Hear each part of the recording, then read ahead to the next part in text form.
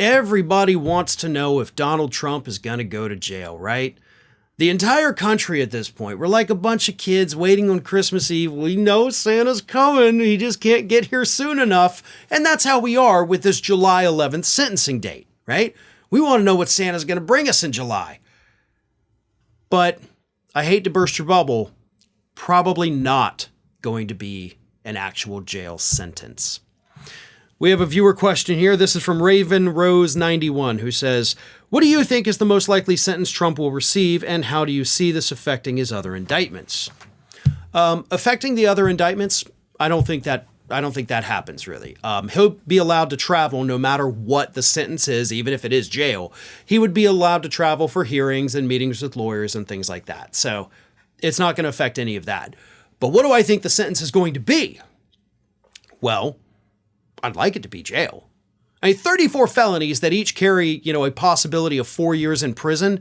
That's not light, okay? That's not like, hey, we got him on a, jaywalking charge. No, you got him on some very serious charges that have very serious penalties, and he should pay a very serious price for it. But logistically, locking up a former president of the United States who, thanks to a bill signed by Obama, is guaranteed Secret Service protection for the rest of his days, that is a logistical nightmare. And I've talked about that at length, over the last few months, but Trump, no matter what, even if he is in prison, gets that Secret Service protection.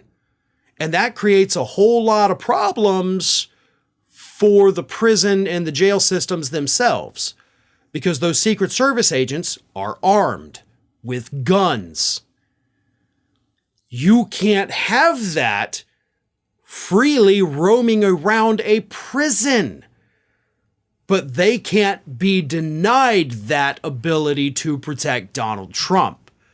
So right there, and that's, by the way, something that a lot of people aren't thinking about when they think logistically about Secret Service. Like, oh, well, they just go into the prison. But they can't with their tools, and they can't not have their tools. So that alone is probably a giant, flashing warning sign for Judge Merchan as he continues the sentence. But you're not asking me about what's not going to happen. You're asking me what I think will happen. But got to explain to you why I don't think jail is going to be a realistic possibility. I'd love for it to be. It still could be. Probably won't be. Instead, I think Trump's going to get the far more hilarious home confinement.